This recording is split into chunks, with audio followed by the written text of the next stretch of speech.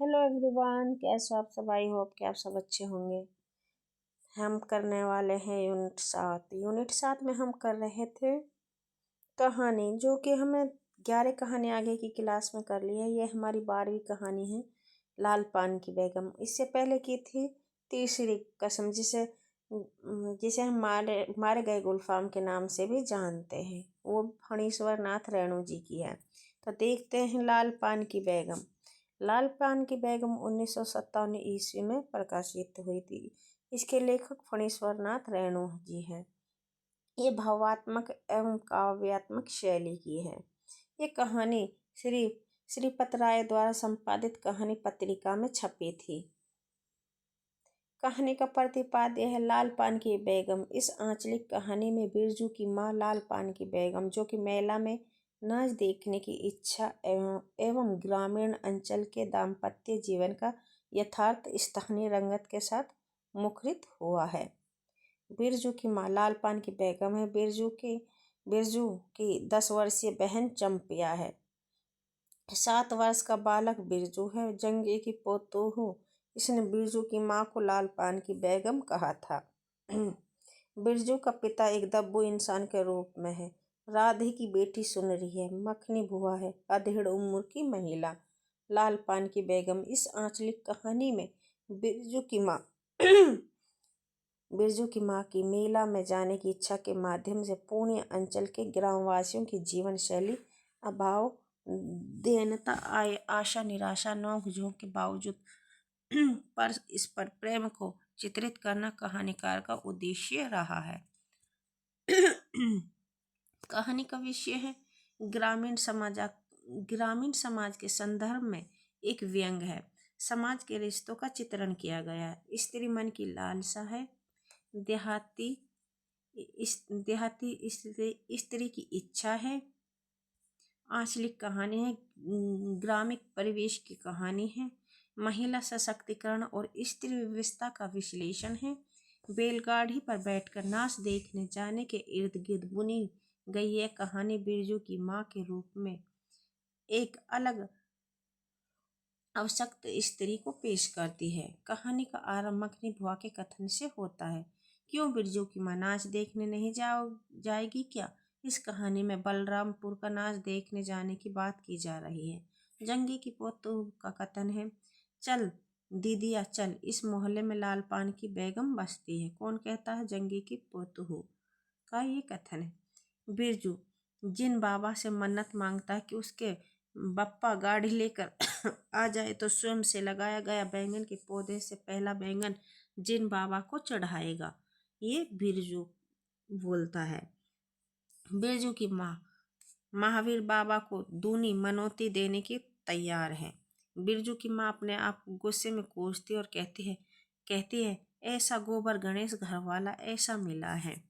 गाड़ी मिलने पर बिरजू की खुशी का ठिकाना नहीं रहा। गाड़ी में बैठा बिरजू कहता है, उड़न जहाज की तरह उड़ाओ बप्पा। बिरजू की माँ का अलग ही रूप है। कहानी की शुरुआत में जिस तरह से उसे चित्रित किया था, अब वह उसके विपरीत जान पड़ती है। उसके मन में कोई लालसा, किसी के प्रति ईर्ष्या, द्वेष, जलन नहीं है। अब वह खुश है। गांव में छोटी सी बात को लेकर किस तरह की अफवाहें उड़ाई जाती हैं। नारियां बुराइयां किस तरह करती हैं। नारियों को प्रशंसा प्यारी लगती है। आदि बातों को लेखक ने बहुत बारीकी से अंकित किया है। यहाँ लेखक ने नारी सुलभ भावना को चित्रित किया एक प्रतीक है।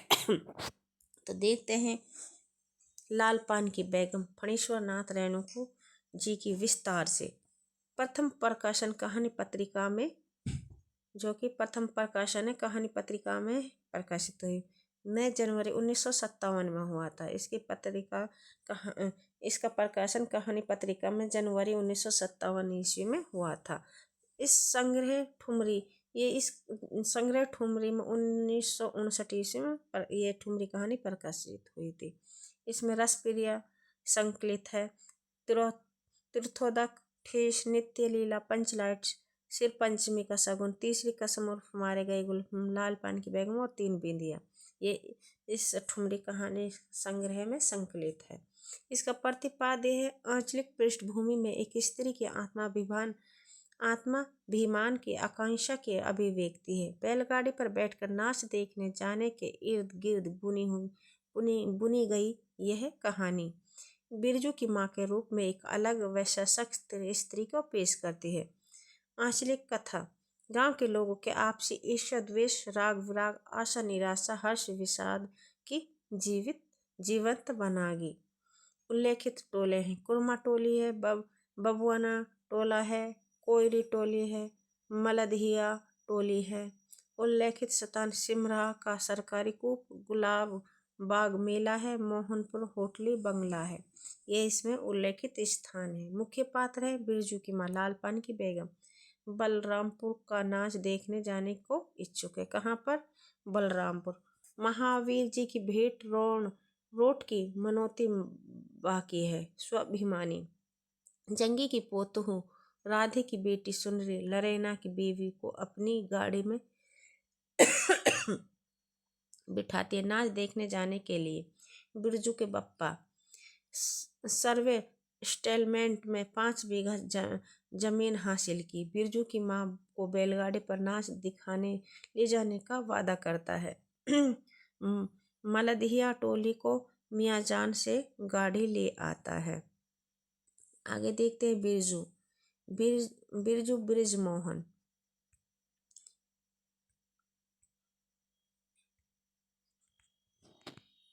इमली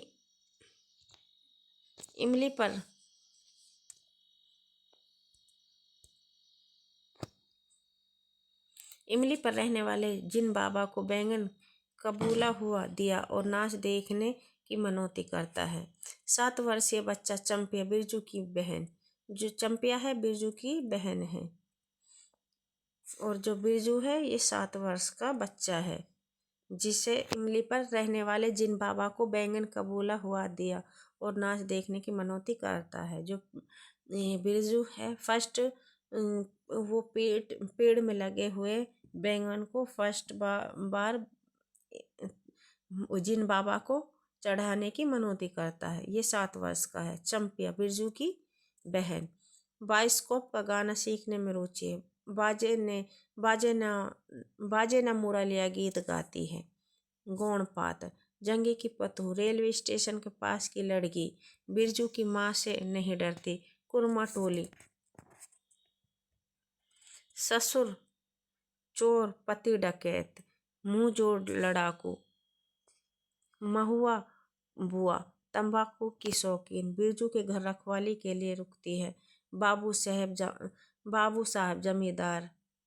इसके प्रमुख उदाहरण है पहले से